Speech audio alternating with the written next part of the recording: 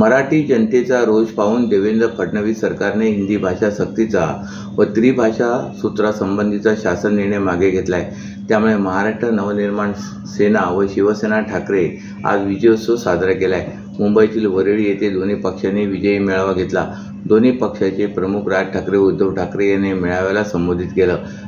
दरम्यान मीरा रोड येथे मराठी बोलण्यास नकार देणाऱ्या दुकानदाराला महाराष्ट्र नवनिर्माण सेनेच्या पदाधिकाऱ्यांनी मारहाण केल्याचा दावा करत शहरातील अमराठी व्यापाऱ्यांनी नुकताच बंद पुकारला होता। या घटनेवर मनसे अध्यक्ष राज ठाकरे यांनी या मेळाव्यातून प्रतिक्रिया दिली। ठाकरे म्हणाले की हिंदी भाषेच्या सक्तीबाबतचा निर्णय सरकारने मागे घेतला असला तरी पुढच्या काळात हे सत्ताधारी आपल्याला जातीत विभागण्याचा प्रयत्न करतील। काल मीरा भाईंदर येथे कुठल्या तरी व्यापाऱ्याच्या कानशिलात लगवण्यात आली। त्या व्यापाऱ्याच्या कपाळावर लिहिलं होतं का की तो गुजराती आहे? मात्र काही हिंदी वृत्तवाहिन्या गुजराती व्यापाऱ्याला मारलं अशा बातम्या पसरू लागलेत। मुळात बाचाबाची झाली तेव्हा तो गुजराती निघाला, मारणारा मराठी निघाला, एवढीच घटना होती। त्यावरून अशा बातम्या देण्याची आवश्यकता नव्हती। महाराष्ट्र नवनिर्माण सेनेचे अध्यक्ष म्हणाले की मी पुन्हा एकदा सांगतोय, अजून काहीच केलेले नाही। त्या मराठी भाषा बोलत आली पाहिजे, यात काहीच वाद नाही, परंतु विनाकारण उठसूट कोणालाही मारायची गरज नाही। कोणी जास्त नाटके केली तर त्याच्या कानाखाली आवाज काढलाच पाहिजे, मात्र चूक त्यांची असली पाहिजे ही गोष्ट लक्षात ठेवा। आणि तुम्ही जे काही कराल त्याचे व्हिडिओ काढू नका। त्यांच्यातच सगळं काही कळलं पाहिजे। मारणारा कधीच सांगत नाही की मी मारलं म्हणून, मार खाणारा सांगतो मला मारलं।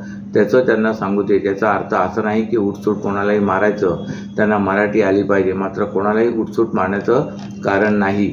राज ठाकरे म्हणाले की सरकारने हिंदी सक्तीचा निर्णय मागे घेतला असला तरी आपण सर्वांनी सावध राहायला पाहिजे। पुढे काही घडू शकतं, त्यामुळे मला वाटतं की ही मराठीसाठीची आपली एकजूट कायम राहायला हवी।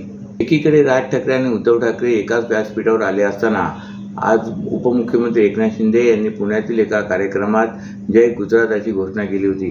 परंतु याच मुद्द्यावरून एकनाथ शिंदे यांना विरोधकांकडून लक्ष केले जात आहे।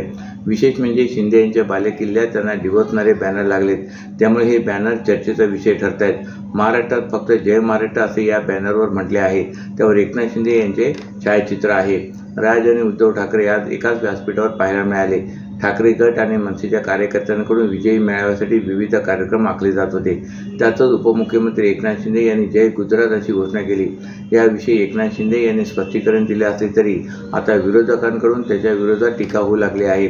ठाणे एकनाथ शिंदे यांचा बालेकिल्ला आहे। लोकप्रतिनिधी, सार्वजनिक, माजी नगरसेवक, पदाधिकारी त्यांच्या पक्षात आहेत, त्यामुळे ठाण्यात एकनाथ शिंदे यांना इतर पक्षाकडून आव्हान कमी आहे। असे असताना ठाण्यातील चौकात शिंदे यांना दिवसणारे बॅनर लागले आहेत। हे बॅनर ठाणे स्थित अजय जया यांनी लावलेत। यामध्ये एकनाथ शिंदे यांचे छायाचित्र आहे, त्यावर जय गुजरातच्या घोषणेचा उल्लेख आहे। त्याखाली अजय जया यांनी लिहिले आहे की महाराष्ट्र फक्त जय हिंद जय महाराष्ट्र चालतो, येथे दुसऱ्या कोणत्या घोषणांना जागा नाही। माझं राज्य माझा अभिमान असा उल्लेख यामध्ये करण्यात आला आहे। हे बॅनर ठाण्यातील महत्त्वाच्या चौकात लागले आहेत, त्यामुळे ठाणेकरांचं लक्ष या बॅनरवर लागलं आहे। आषाढी एकादशीच्या पावन निमित्ताने शारदा एज्युकेशन सोसायटीच्या आनंद विश्व गुरुकुल आणि महाविद्यालयाच्या वतीने वारकरी परंपरेचे 16वे वर्ष भक्तिमय वातावरणात साजरे करण्यात आले। आनंद विश्व गुरुकुल रघुनाथनगर येथून या पालखी सोहळ्याचे प्रस्थान करून रायलादेवी तलाव येथील दत्त मंदिर येथून परिक्रमा पूर्ण करण्यात आली। विद्यार्थ्यांसह शिक्षक वृंदांनी पारंपरिक वेशभूषा परिधान करून हरिनामाचा जयघोष करत पालखीचे स्वागत केले। दिंडी सोहळ्यात रामकृष्ण हरीच्या गजरात परिसर भक्तिमय झाला होता। सहभागी विद्यार्थ्यांनी विठू नामात रंगून गेलेले भक्तिमय नृत्य सादरे केले। कार्यक्रमाच्या यशस्वी आयोजनासाठी सर्व पदाधिकारी, शारदा एज्युकेशन सोसायटीचे अध्यक्ष श्री विलास टुसे सर, ज्येष्ठ महाविद्यालयाच्या प्राचार्य व संस्थेच्या सदस्या डॉक्टर हर्षला लिखिते, विधी महाविद्यालयाचे प्राचार्य ॲडव्होकेट सुयश प्रधान, आनंद विश्व गुरुकुलचे कनिष्ठ महाविद्यालयाच्या प्राचार्य सौ संपदा कुलकर्णी, प्राथमिक विभागाच्या प्राचार्य डॉक्टर वैदेही कोळंबकर, नर्सिंग विभागाच्या प्राचार्या मयुरी पेंडसे आदींनी या दिंडी सोहळ्यात उत्साहात सहभागी होऊन हा क्षण उत्साहात साजरा केला। या दिंडीने विद्यार्थ्यांमध्ये आध्यात्मिक जागृती घडवून एकात्मता व सांस्कृतिक मूल्याची शिकवण दिली गेली। महाराष्ट्रातील भगिनींना आधार देणारी राज्य शासनाची मुख्यमंत्री माझी लाडकी बहीण योजना। या योजनेअंतर्गत अल्प उत्पन्न गटातील 21 ते 65 वयोगटाच्या भगिनींना मिळणार दरमहा 1500 रुपयांची मदत। अर्ज करण्यासाठी 31 ऑगस्ट 2024 पर्यंत मुदतवाढ। कुटुंबाचं वार्षिक उत्पन्न 2.5 लाख रुपयांपेक्षा कमी असलेल्या महिला पात्र, कुटुंबाकडे पिवळं किंवा केशरी रेशन कार्ड असल्यास उत्पन्नाचा दाखला आवश्यक नाही.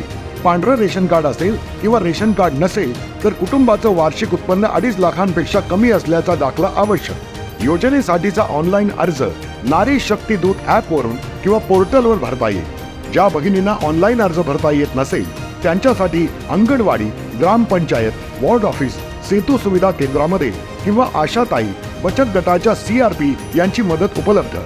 आता आपल्याला अभिमानानं म्हणता येईल, सुखी आणि सुरक्षित आहे माझी लाडकी बहीण. ठाणे महापालिकेच्या शाळांमध्ये सध्या 230 शिक्षकांची पदे रिक्त आहेत. प्राथमिक आणि माध्यमिक मिळून सध्या 134 शाळांमध्ये जवळपास 35,000 विद्यार्थी शिक्षण घेत आहेत. मात्र मंजूर 900 पैकी फक्त 670 शिक्षक कार्यरत असल्यामुळे एका शिक्षकाला 2 वर्गाची जबाबदारी पेलावी लागत आहे. महापालिकेच्या अखत्यारीतील प्राथमिक शाळांची संख्या 1111 असून या शाळांमध्ये सुमारे 31,000 विद्यार्थी आहेत. येथे सुमारे 846 शिक्षकांची गरज असून कार्यरत शिक्षकांची संख्या केवळ 628 इतकी आहे. त्यामुळे अनेक ठिकाणी शिक्षकांना एकाच वेळी 2 ते 3 विभाग सांभाळावे लागत आहेत. परिणामी विद्यार्थ्यांवर वैयक्तिक लक्ष देणे कठीण झाले. शाळांमध्ये शिक्षक नसल्यामुळे अभ्यासक्रम वेळेत पूर्ण होत नाही. तसेच अनेक विद्यार्थ्यांना योग्य मार्गदर्शन मिळत नसल्याचे चित्र आहे. शिक्षणाच्या गुणवत्तेवर मोठा परिणाम होत असून त्यामुळे पालकांमध्ये नाराजी आहे. महापालिकेने तात्काळ शिक्षक भरती प्रक्रियेत गती देऊन रिक्त पदे भरणे आवश्यक असल्याचे पालक आणि शिक्षण तज्ज्ञांचे म्हणणे आहे. ठाणे येथून कोल्हापूरला जाण्यासाठी वंदना स्टँड येथून सोडण्यात आलेल्या शिवशाही बसच्या ड्रायव्हरच्या समोरील तुटलेली काच, नादुरुस्त आसन व्यवस्था, अस्वच्छता, फाटलेल्या सीट, उघडलेले पत्रे अशा नादुरुस्त बसमधून प्रवास करताना प्रवाशांना आपला जीव मुठीत धरून प्रवास करावा लागत असल्याने या बसच्या दुरवस्थेबाबत प्रवाशांनी ठाणे काँग्रेसचे प्रवक्ते राहुल पिंगळे यांना फोनवर संपर्क साधत माहिती दिली असता त्यांनी हे बाब प्रशासनाच्या निदर्शनास आणून दिले. या घटनेने एसटी महामंडळाचा गलथान कारभार चव्हाट्यावर आलाय. परंतु या शिवशाही बसबाबत अधिक माहिती घेतली असता या बसचा फिटनेस संपून 3 वर्ष व इन्शुरन्स संपून 4 वर्षापेक्षा अधिक कालावधी आणि PUC देखील नसल्याची धक्कादायक बाब समोर आले. राज्य परिवहन महामंडळाच्या बसेसमध्ये प्रवाशांचा प्रवास सुखकर व्हावा, त्यांना कोणत्याही अडचणी येऊ नयेत यासाठी वाहनाचे फिटनेस असणे गरजेचे आहे. कारण फिटनेस नसलेल्या सार्वजनिक बसचा अपघात झाल्यास विम्याचा लाभही मिळू शकत नाही. असे असताना फिटनेस, इन्शुरन्स, PUC नसलेली धोकादायक बस महामंडळाकडून प्रवाशांच्या आरामदायी सेवेच्या नावाखाली चालवून नागरिकांचे जीव धोक्यात घालण्याचे काम एसटी महामंडळ करत आहे.